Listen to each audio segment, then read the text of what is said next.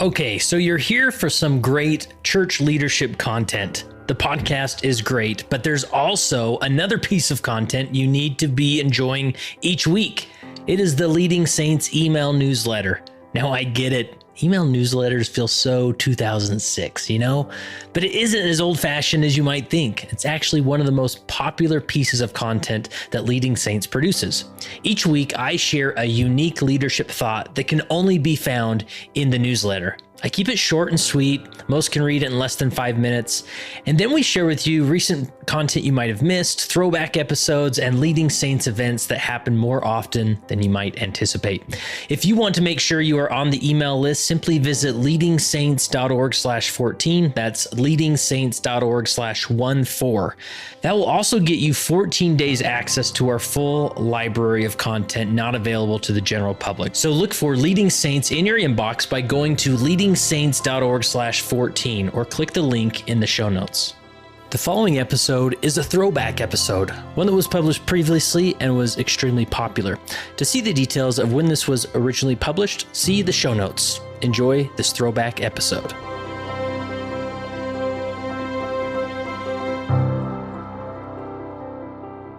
Everyone, welcome back to the Leading Saints podcast. This is Kurt Frankum, your host. And can you imagine finding this podcast for the first time? And this is your first episode that you're listening to, and that I never explain what Leading Saints is. So I'm going to do that now. Leading Saints is a nonprofit organization dedicated to helping Latter-day Saints be better prepared to lead. And one of the main ways we do that is through this podcast, the Leading Saints podcast, which you should subscribe to, leave a review, all those things that podcasters ask you to do. You should do that.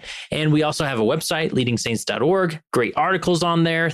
And we also have a weekly newsletter that you can sign up that I've probably talked about at the beginning of this episode. And we do events, live events, virtual events. That's what Leading Saints is. And you found this episode. We're grateful that you're here, and we have a remarkable conversation to share with you today. I talk with Jody Moore. Jody Moore is a life coach based out of Spokane, Washington. She is phenomenal, just a great perspective on things, really helpful in personal development, thought management. So check her out at jodymoore.com. But I listened to her podcast pretty faithfully. And a few months ago, she had this podcast called Expectation Pain. And I talk about it a little more in this conversation. But when I heard this, I thought, oh man, this is so needed. This concept, the understanding of this concept is so needed in the context of leadership, because I get the emails, and bless your heart, you're welcome to send me these emails when sometimes you're deeply disappointed in the leadership that you're experiencing, right? The leaders in maybe your ward or stake, and it's just frustrating. And you see that they could fix so many problems so easily if they would just do A, B, or C. And it's so easy to disengage or give up or think, why am I even doing this? Why am I serving on the ward council? Why am I trying to help this ward in some way when I just get shut down, or leadership is so frustrating? So I wanted to talk to Jody about this concept of expectation pain. When we have certain expectations for our leaders and they don't live up to them, what do we do in that scenario? How can we make a ward that just feels flat, or a ward that feels like it's on the wrong track? And well, what are we supposed to do with that? So we talk about it. You're going to love it. Here's my interview with Jody Moore.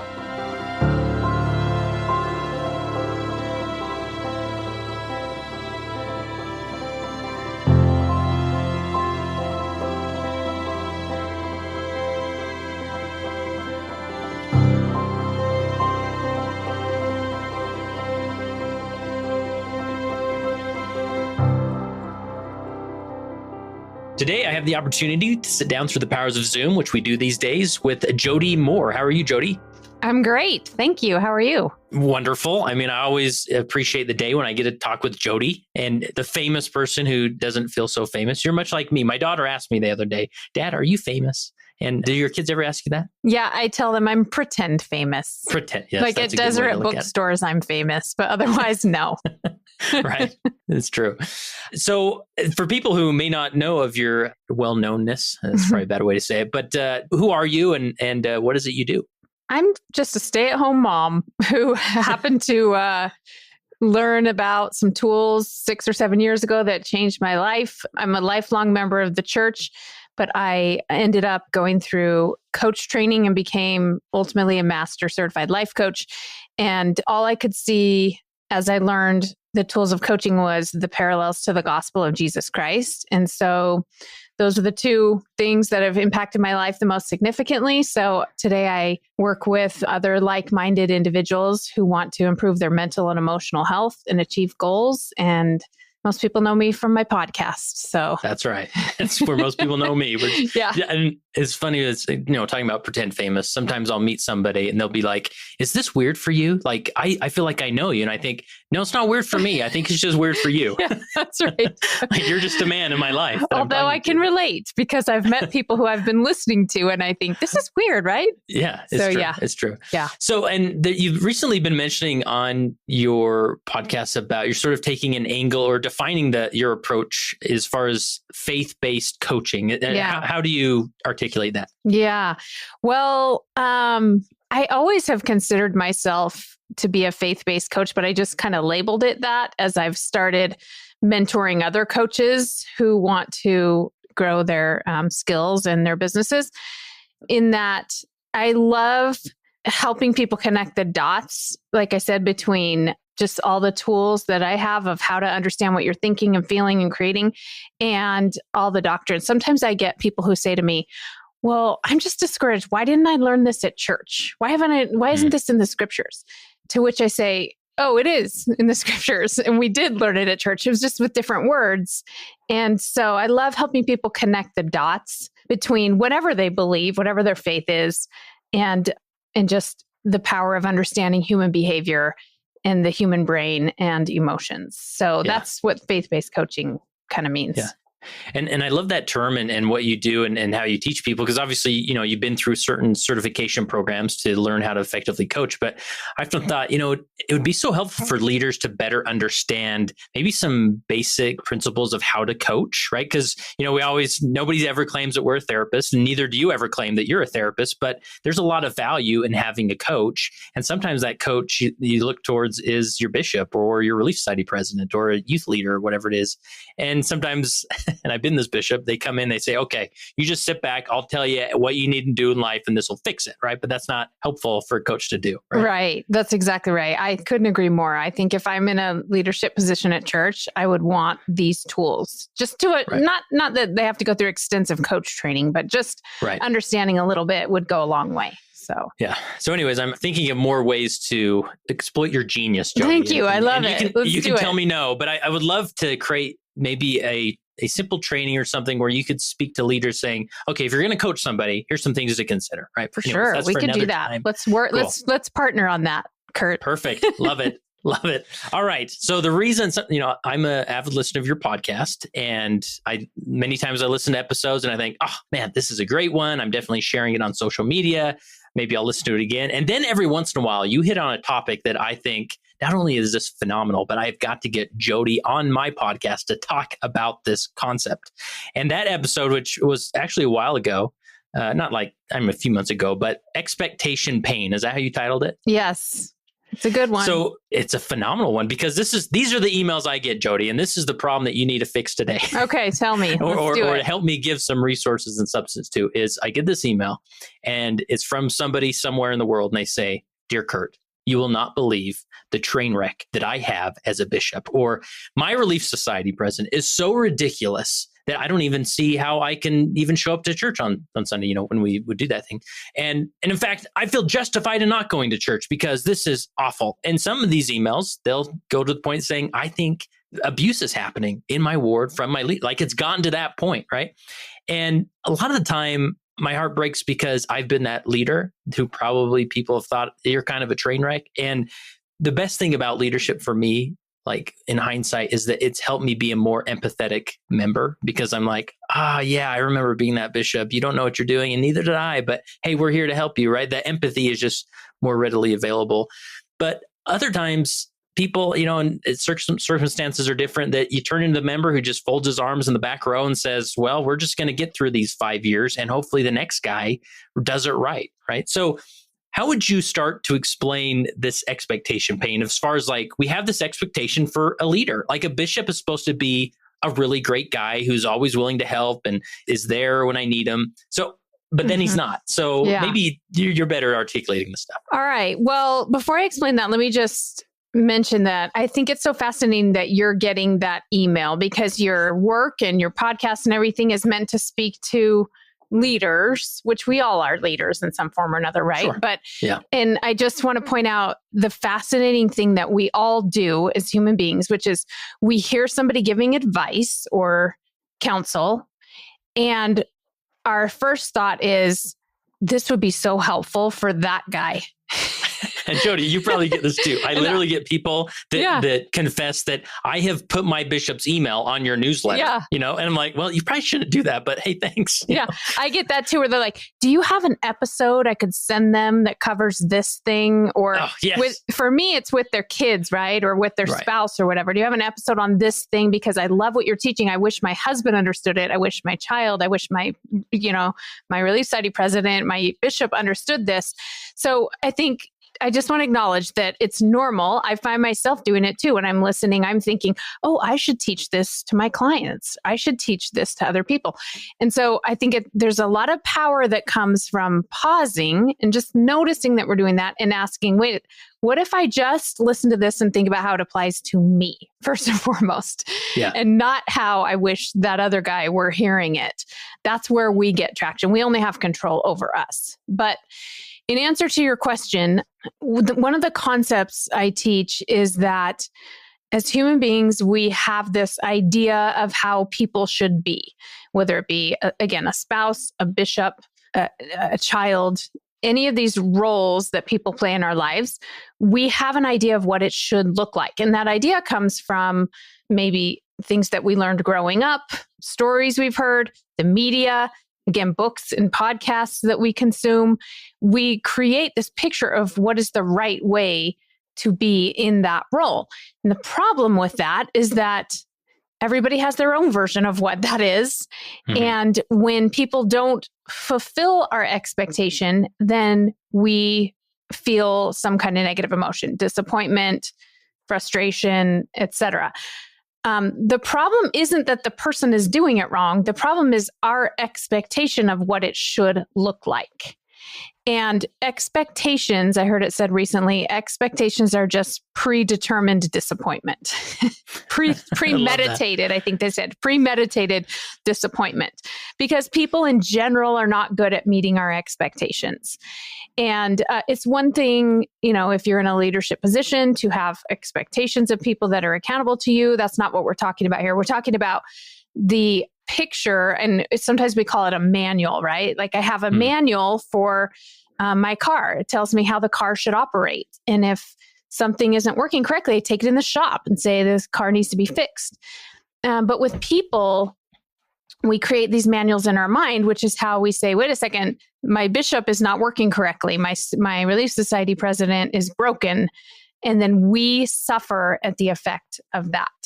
And even that manual concept is magnified when we literally have a handbook that is referred to as a manual. This is the manual that says, like, Bishop, let me show you. I actually have a physical manual here and you're doing it wrong, right? Yes. Or we, like you talk about, we sort of, whether we've been a bishop before, and I always feel bad for when I move into a ward and, I connect with the bishop and whatever. And I just always feel bad, like, oh no, like, he's looking at me like the guy that talks about church leadership is moving into my ward. Like, this is not going to go well, Anyways, I'm always clear with him. I'm not here like with a clipboard, critiquing everything you're doing. But nonetheless, we do that, especially if we've been the bishop before or we've been a Relief Society president and we think, no, I did it this way and it was really effective. If they only knew that my way was effective, they would, success would be in abundance here and this would go much better, right? And so we unintentionally write our manual either because we have an idea of how we would do it or we have done it before and it worked out pretty well. And so we think we have the manual that will solve all problems. Yes. And I do want to say that there are things, to your point, if I have somebody that's abusive or maybe they're violating a policy that's in the church handbook, I'm not saying that people don't do things quote unquote wrong, right? In a way that we would all, or many of us would want to define as wrong. What I'm saying is that we lose all of our own authority over ourselves when we blame their misbehavior for our emotions. So kind of the way I like to think about it is, okay, maybe that bishop is doing it wrong. Maybe they're not following the policies the way it's laid out in the manual. But if my thought is that he should be doing it right, that's where I'm creating a problem. So I can get to compassion. For example, I might think, okay, he's doing it wrong, but he means well. Or he's doing it wrong and he just doesn't know any better. We place our leaders on these pedestals that I don't think they want to be on even. It's a whole nother topic, right? Yeah. So to think that he should be doing it right, he should be better. Like you said, it's a development process for everybody involved. And so sometimes you can keep the thought that they're doing it wrong, but you can find peace and compassion around like, of course he is. He's a human being. Sometimes he's going to mess it up. The question, again, we want to redirect to is, who do I want to be? How do I want to feel? And that's where you have all of your power. And one of the things I've been really exploring lately is this idea that the atonement has two parts. There's the saving grace of the atonement, right? Where we repent for sins and Christ atoned for us so we can be forgiven. But then there's the strengthening and enabling power of the atonement. And that's the part that I think we don't give enough attention to at times. That might be the part where I need to, maybe I haven't done anything wrong. Maybe my church leader is just not stepping up, but I can choose what I'm going to do. Am I going to be mad and resentful and blame, or am I going to access that strengthening power of the atonement to be the person I want to be and get what I need for myself spiritually? Yeah. And so it sounds like we really have two options when we face this dynamic. We can either go towards compassion and empathy. I call it upward empathy, when we sort of always wait for the bishop to give us empathy, but in reality, we have a lot of empathy to give that way.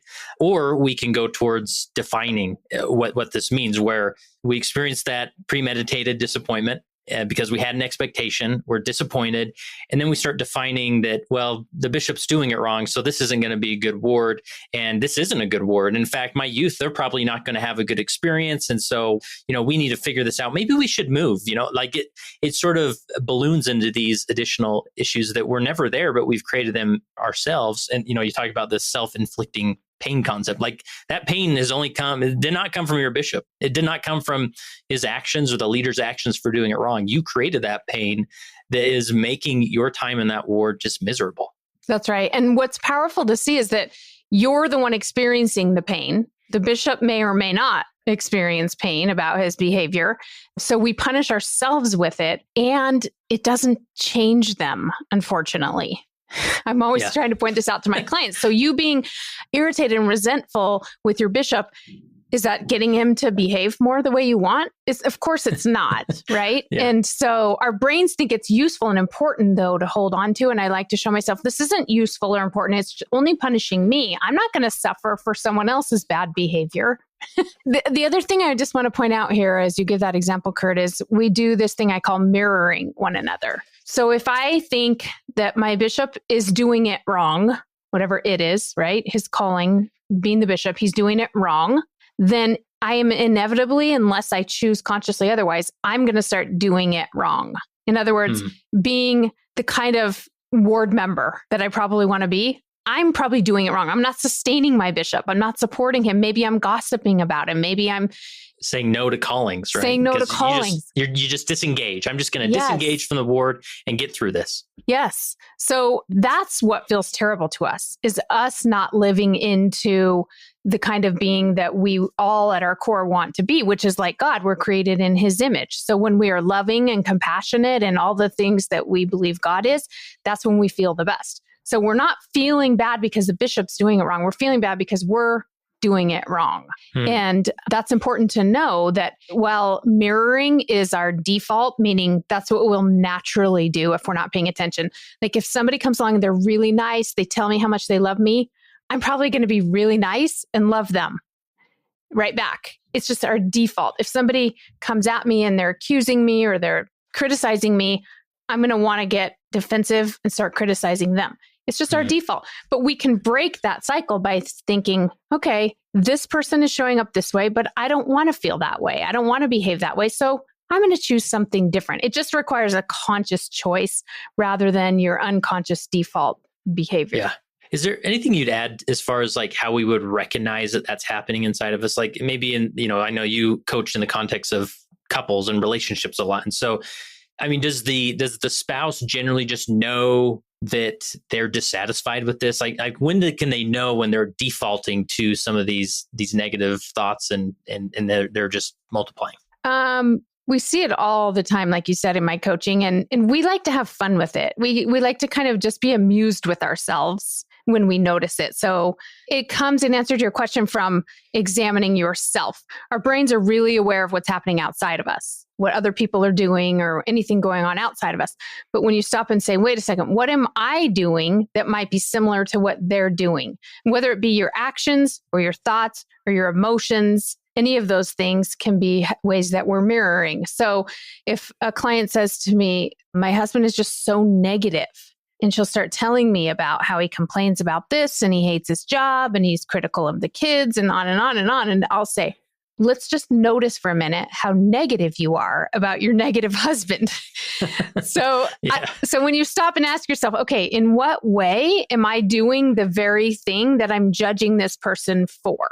And you have to be open-minded. It's not, again, natural for us to want to find that fault in ourselves. But when you can, that's when I think you access that power of, oh, that's all that's going on here is I'm becoming that very thing I'm judging them for. So it comes from looking at yourself. Yeah. Yeah, I know in my personal experience, sometimes I've caught myself thinking like, even this past Sunday, we're doing Sunday school via Zoom. Why should I even open Zoom? I mean, this is going to be an awful lesson. What's the point? They can barely teach a lesson in person, let alone on Zoom. Like, why am I doing this? Right. And that caused me, whoa, wait a minute. Where's that coming from? Right. And then it gives me time to pause and say, actually, they're doing their best and I'm going to have a lot of compassion and for what they're doing. And they have a lot. And then, maybe I could speak up a little bit and that would really help them through this lesson rather than saying, well, I'm just going to mute my mic, mute my camera and just be a floating name in the corner. And that's it. We'll get through it. Yes, exactly. So. And to piggyback off that example, sometimes then we want to be judgmental of ourselves now, right? Like I shouldn't have such a bad attitude. I shouldn't be this way. I should be more attentive and ready to go for my lesson. And so what I tell people is, listen, let's just be compassionate and curious about yourself first.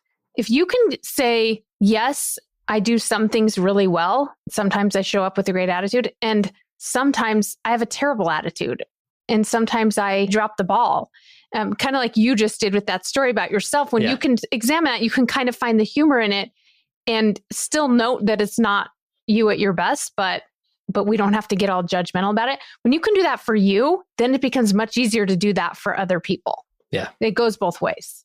It's powerful. And just being, and I think it comes with practice, right? The more you're trying to be self-aware, the more, and just those feelings like maybe you're going to a ward activity and you just don't want to go, or you're just going to think it's ridiculous. Like, whoa, where did that come from? And maybe there's some judgment, there's some friction between you and how you perceive how the leader is doing. Maybe they aren't following your manual. And so to really unwind that and then take a deep breath and approach it with a lot of compassion goes a long way. Yeah, so for sure.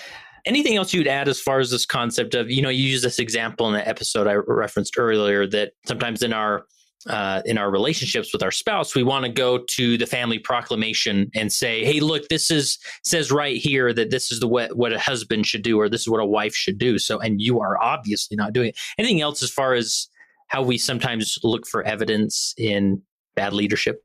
Yeah, I personally think this is a tool that the adversary is really good at right now, maybe has always been, but I've noticed it lately, which is that he helps us take the gospel, the counsel and advice we're given from prophets and leaders, even the scriptures, and says, see, that's a good reason. Like that would make a nice page in your manual, right? About how your husband should be. It says right here, the husband should provide for the family, or I can't remember the exact verbiage, but something along those lines, right? And I coach a lot of women who say, my husband isn't providing for us. He can't keep a job, or he, for whatever reason, is not providing for us. So clearly I have a good reason to resent him. I have a good reason to be judgmental or frustrated or irritated with him. It says right here in the proclamation that that's what a husband should do. And I think Satan's like, hey, let's use that to drive a wedge in your marriage and in your family. And I am really certain that our leaders did not sit down, our prophet did not sit down and say, let's write a document that will give wives a reason to resent their husbands and husbands a reason to judge their wives. Like, it was never the intention of it. So that is Satan's tool. And we just, again, have to be on to ourselves. It's kind of like we were talking about in the beginning of the letters that you're getting, the emails that you're getting. I need to read the proclamation in terms of how does this help me be more of who I want to be. But how my husband shows up, honestly, whether he's fulfilling his duty as a priesthood holder and what have you, is sort of none of my business, ultimately. I mean, it is, obviously, we're raising a family together, but his spiritual development, what the areas where he's excelling and the areas where maybe he's not, is really not mine to manage in the end. And so I've often had this thought of, I think back when I was in bishoprics and we would be planning the sacrament meeting speakers. And sometimes we come in a name and you just knew if we let that person stand up, they're just not well articulated. They probably won't do a good job. Maybe we'll give them a place elsewhere. But I'd often remind myself, what if we helped this individual so that speaking in sacrament meeting gave them such confidence, even if it was just, forget the meeting content. If we just dismiss that, like it's just not going to go well. But that person walks away feeling like I spoke in sacrament meeting, right? Like I did it. I did something I thought I couldn't do. And so it oftentimes encouraged me to maybe to consider some of those unknown names. Or in calling, sometimes we think, well, we can't call that person as the elders quorum president because he's a bit off his rocker. Well, yeah, but what if we did? And what if we just offered some extra support to help them, right? And I use the examples going back to, let's say you do just have that dumpster fire bishop that is just, it seems like anything he touches, he breaks.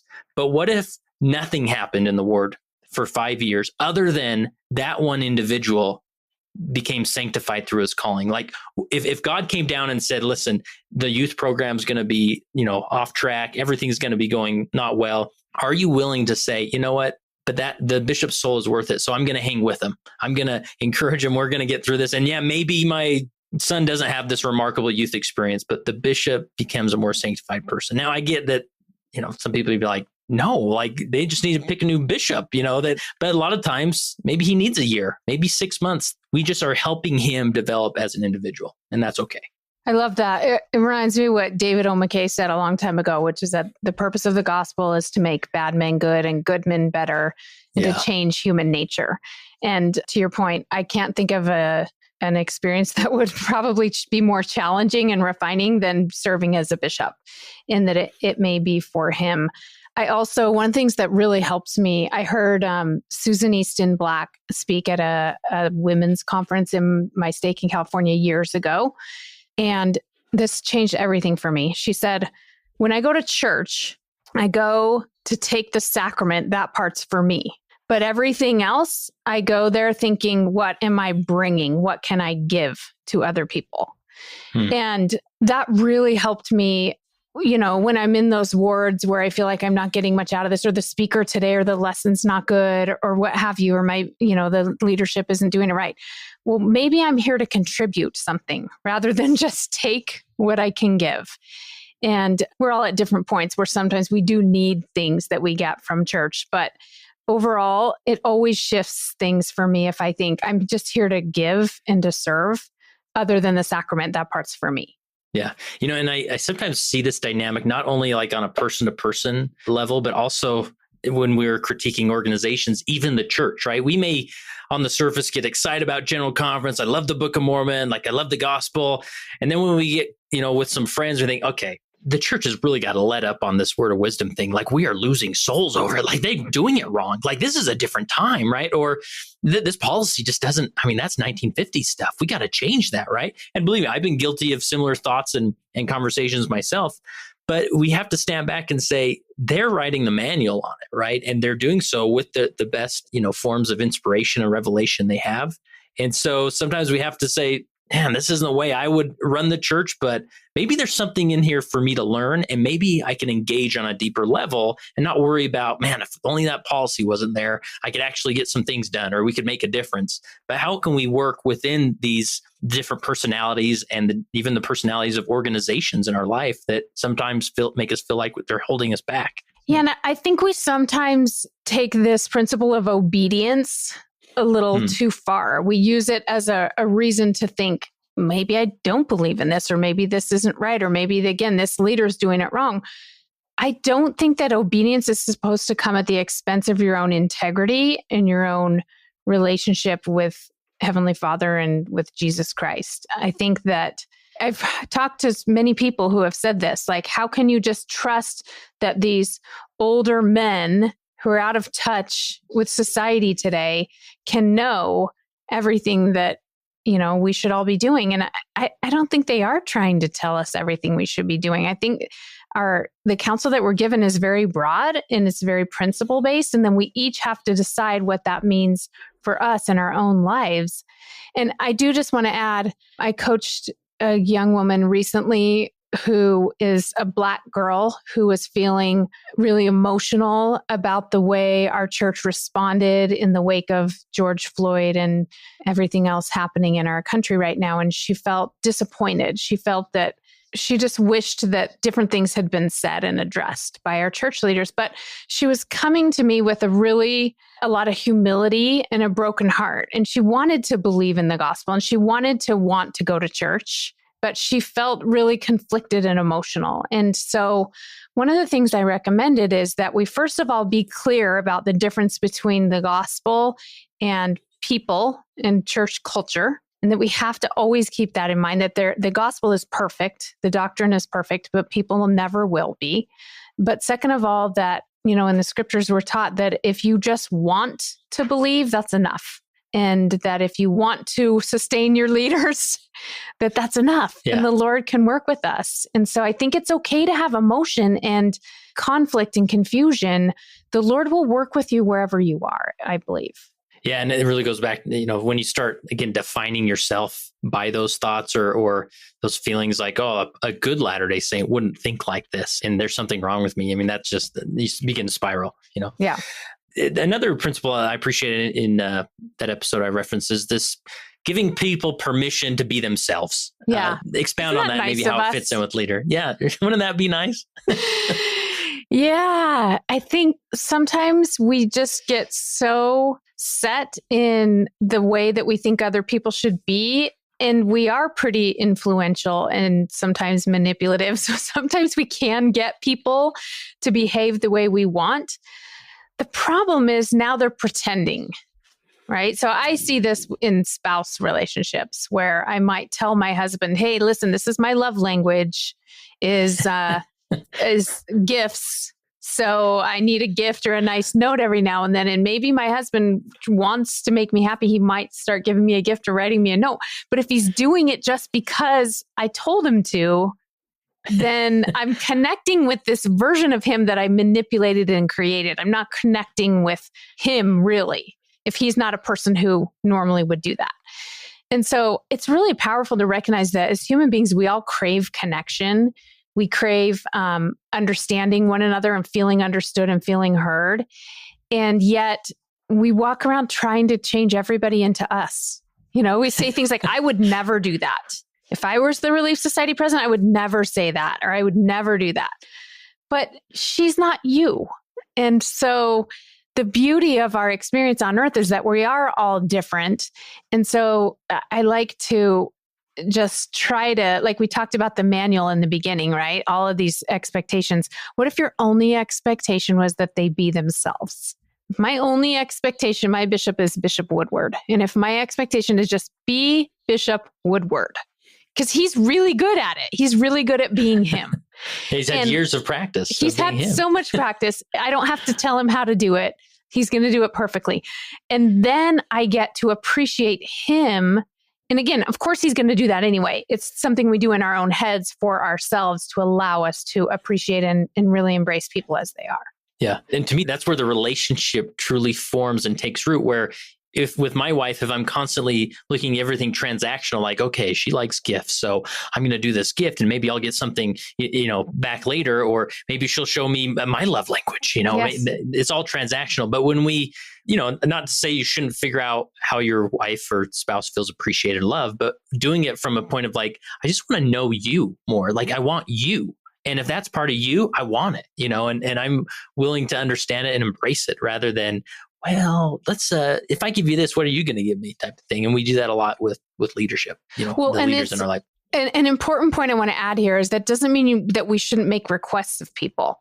I'm all for like, hey, Jake, would you mind hanging those shelves in the kids' room? And do you think you could get home earlier? And would you give me a back rub? Like, I'm all for you making requests or making requests of your bishop or your leaders. The difference is that when we hang our emotions on whether or not they do it, and we choose to be grumpy and unhappy if they aren't willing to do it or don't do it, now we're getting into trouble. So I make requests all day long. I just know I'm responsible for how I feel. And if I choose to feel disappointed, I might, but that's on me.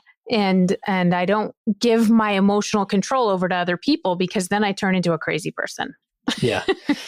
Another area where I see, this concept of giving permission to people to be themselves, or I see it happen in the church leadership dynamic, is I remember serving in the stake presidency, we'd consider different people for calling, so we call bishops every once in a while. And there's sort of this natural tendency that we're trying to look for the guy in the ward who's going to act how we would have acted if we're in that role. So it's easy to call someone we know and we've seen them make decisions similar to ours, so we call them that. And I think there's power and deeper inspiration and revelation when we step back as leaders and say, okay, I'm going to give everybody permission this word to, if we call them to this role as bishop or relief society or whatever, that they have 100% permission to lead as they want to lead or as they would be a leader, right? Rather than calling them and saying, okay, let me clear a few things up. You're a little bit abrasive. And again, feedback's good and helpful, but sometimes we do it because we're trying to form them into us as if we were going to be that leader. But and that's the beauty of this lay leadership, is you get some personalities in there that try different things or don't try things, and we learn from it, right? And at the end of the day is a well-oiled, perfect, machine that we sometimes feel like the restored gospel should be like creating great leaders, and they should be acting perfectly, and they should have great training and all these things. But at the end of the day, it's a sanctifying mechanism, and people come out of these callings just as different people. And that's a good thing. They're learning more about who they are, and they're gaining more permission to be themselves. Right. It's a really good point. And we don't need more people that are like us in leadership. We need people that are not like us, because we need people that have the strengths we don't have. I already have me that can think of the ideas that I have. I need someone that thinks totally different than me if I really understand the bigger picture. Yeah. And I think especially like in a meeting dynamic, this is really important to point out and verbally give permission to people to be themselves, where, you may be in a high council meeting and there's always that one high councilman that's just like, all right, you talk too much. What you say is sort of off base, and I don't really like your ideas. You're always the contrarian. But to say, hey, Brother Smith, I want you to know, as the stake president, you're on this council because you are to push back on me. I like that. And I want you to be 100% you when you're in here. And if anybody in this room is trying to hide behind a pose in an attempt to be liked by me or go along with my ideas, you are not living up to that role. I need you to be you, right? And that's what makes this go round. And that's where the best ideas come from too, is that dynamic. So I agree. Yeah, it's so true. What about, and I think you've touched on this a little bit, but only expecting, how would you say that? Only giving yourself expectations, or how do you say that? Well, and I think this would be really relevant to consider for leaders, that we have to define success for ourselves, first of all. And we can, like, to your point, only have an expectation of ourselves. I try to keep my expectations about what do I expect of me, not what do I expect of other people, because again, I'm the only one I have control over. So let me speak to the first point, which is, as a leader, you're going to have people that are not going to like your approach, or that are going to criticize or what have you. And that doesn't mean you're not doing a good job necessarily. So I think it's important, like as a coach, my goal is not to make people feel better, to help them be happier, to even help them improve their lives or change their thoughts in a healthy way, because none of that's within my control. My goal, the way I measure my success is, am I prepared? Am I keeping myself not judgmental? Am I continuing to learn and refine and get better at what I do? Am I loving my client? Am I telling my client the truth, even when the truth is going to be hard for them to hear? So there are times when my clients leave my coaching session mad at me. They'll tell me, I was really mad when you said that. And sometimes they'll say, now I get it. Thanks for telling me that. But my goal can't be that they like me or that they're happy. My goal is that I'm showing them and telling them the truth. Okay. So I define success for myself around the things that I have control over. And that's what makes me a good coach. They don't need someone to just validate their pain. They have sisters and friends for that. They need me to tell them the truth. So I think in a leadership position at church, you have to define success for yourself. What is success? What is me being the best bishop I could be? It might sometimes be telling somebody something they don't really want to hear. That's always true in leadership, right? Not just as a bishop, but so really get clear about what is success. I think, again, as a faith-based coach, like you said, I also teach other coaches. I say, the most important part for me of being a faith-based coach is that I have a responsibility to keep my faith in check, to, say a prayer before I do a podcast, to try to stay open to the Spirit in my life. And so I think as leaders, of course, that's going to be a big part of our success, but we have to define it in that way. And then we can have those expectations of ourselves, and doesn't mean we'll be perfect at it, but we can assess, am I meeting my expectation or am I falling short? And take the focus off of what other people are doing. Yeah, that's interesting. It almost turns the tables a little bit, because we've talked about how we sometimes have expectations for the leaders in our life. But when you are the leader, you sometimes lose sleep over, what's the ward expect of me? And I better act in a way that I'm sort of pleasing everybody. And then again, we've now removed that permission from ourselves to be ourselves and to lead in the way that we want to lead, right? And I always tell leaders, like, there's going to be about, when you're called as bishop, 15% of the ward just won't really like you, and 5% probably will hate you. And really, there's no way around that. Yeah. But what happens is we can be so, we don't want people to not like us, and we want everybody have a good experience. So we hyper focus on that 15% and not worry about the 85% and, do things that will bring them over to that percentage that likes you. And that's not helping you, because a lot of time that 15%, you can't really control how they think or what they do and whether they like you or not. And once you do that, maybe you do win them over, but then you just create a new 15% that doesn't like you because you've changed the way you've done, right? So this is a good thing for a leader to ponder over is, am I acting differently because of perceived expectations I'm getting from the ward? And maybe they're 100% accurate, but why is that a reason to change how you are leading when in reality you have certain skills and attributes that can take the ward in a certain direction that is going to bless a lot more lives? That's right. And I think that's when we step into our best version of us. The best version of me is when I allow myself to be the Jodiest Jody that I can be. But that's hard to do because I have my own fear of people's judgment. And am I doing it wrong? And I kind of want to do it the way I saw this person do it. I really liked their approach. So that's a challenge, but I think that's what the Lord wants of us. And that's where we become our best. And not everyone's going to like me when I'm the Jodiest Jody. Some people prefer a more watered down version of me. Yeah. So I think that's so powerful to think about as a leader. Yeah. Yeah. And I was just talking to a bishop a couple of weeks ago, and he told me the story about how when he was called as bishop, he continued to turn his stake president down, said, I'm not doing this. I am not fit to be a bishop.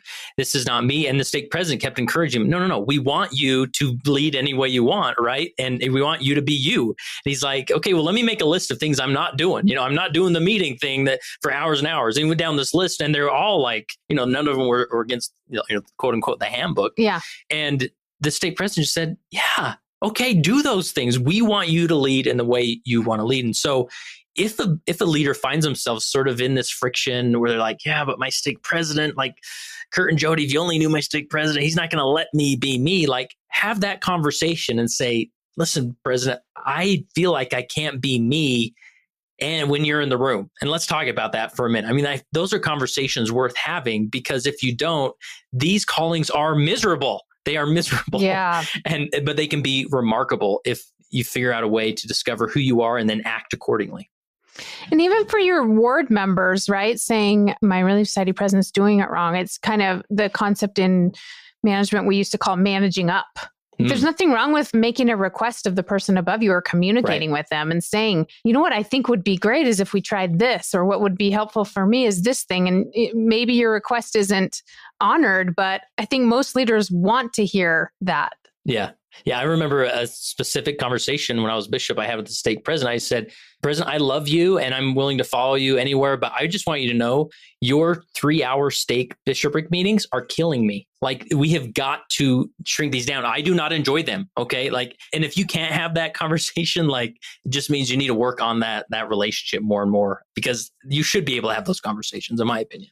Awesome. All right. Great point with expectation when we understand it from the perspective of the leadership. So, let me go here and that'll be a good final thought. But people are maybe listening to this and thinking, good points, Jody. Great points, Kurt. But you don't understand. My stake president, my bishop, is a tyrant and he is abusive and he is doing harm. And you probably hear this in the context of your coaching. Like, no, Jody, when I said that to my husband, he gave me a backhand and now I'm in the hospital. Okay, like, you're not going to, coach your way. You need to get yourself to a safe place. So what do you say when people think, no, but abuse is happening? I can't just, I need to expect that my husband or spouse or leader isn't going to be abusive, right?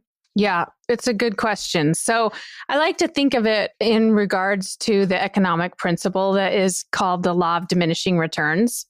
So the idea is that there are things that are useful and necessary for us, but up to a certain point, and then we start to lose the effectiveness of them. And then they actually, in this case, can become something that creates problems for us. So I like to teach, listen, of course, you should have expectations about how people treat you. And what I mean by that is, if they don't, you protect yourself. Maybe you have boundaries. Maybe you need to remove yourself temporarily or permanently from a relationship or a situation. This is not about allowing people to mistreat you. So I have a basic expectation that my husband doesn't hit me.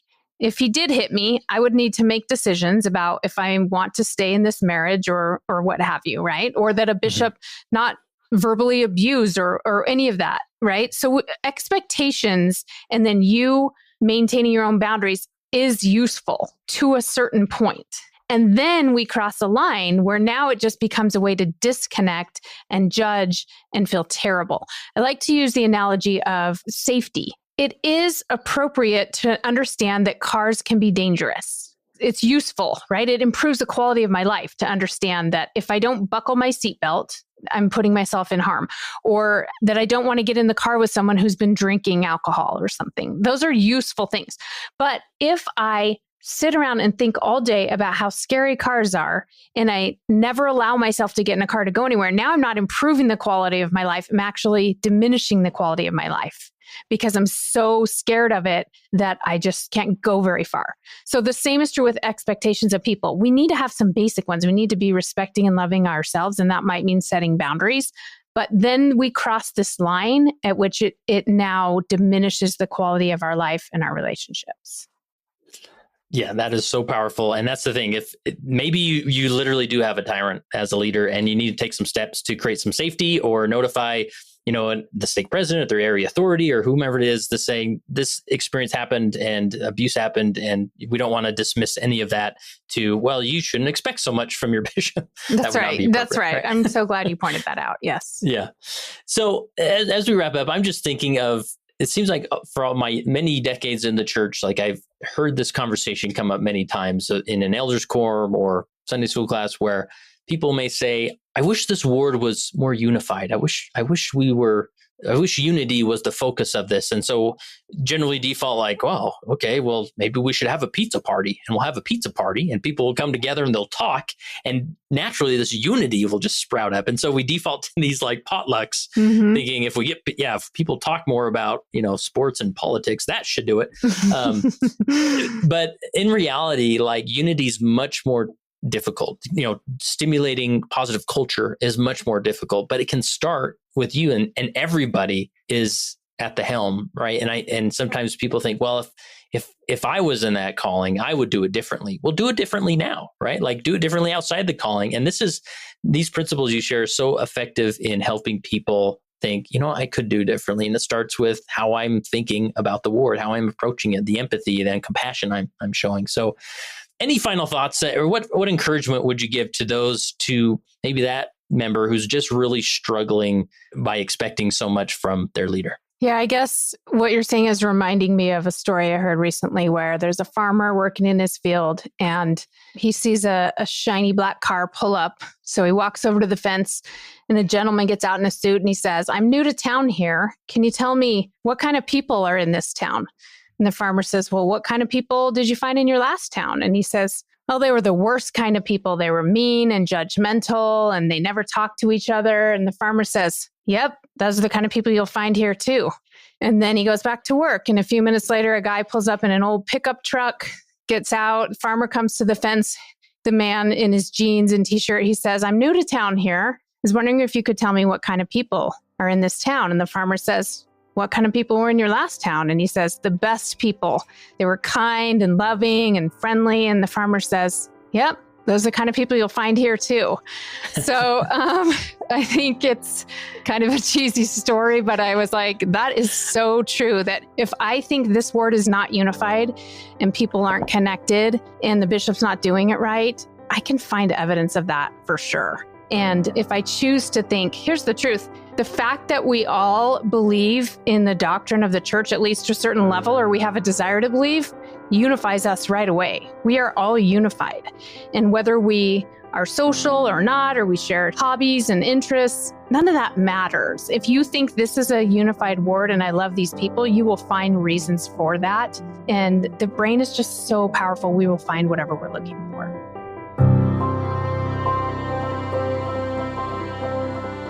That concludes my interview with Jody Moore. Please check out her podcast. You can look up Better Than Happy, that's the name of her podcast, on wherever you're listening to this podcast. Go to her website, jodymoore.com, and dive into the archives. Really good stuff. We'll link to that episode called Expectation Pain. I mean, we basically review some of the same principles, but my heart goes out to you. You individuals, whether you're a leader or not, sometimes we deal with difficult leaders.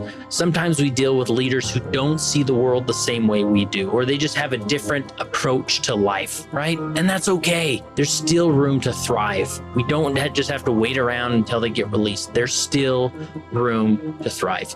And we invite you to do so. That's what this organization, this community of leaders is about. Be a leader, not a calling. Be a leader, not just a ward member. Be an engaged leader and lead, even though you don't have a title. There's so much room for you to influence and make the ward, your community, whatever it is, your stake, what it needs to be, at least for some of them, right? So again, check out Jody Moore, and I would love to hear from you if you go to leadingsaints.org/contact and send me a message. What perspective are we missing? What scenario have you seen? Have you seen this handled before? It'd be awesome to hear. And that concludes this throwback episode of the Leading Saints podcast. And remember, to get on the email newsletter list, simply go to leadingsaints.org/14.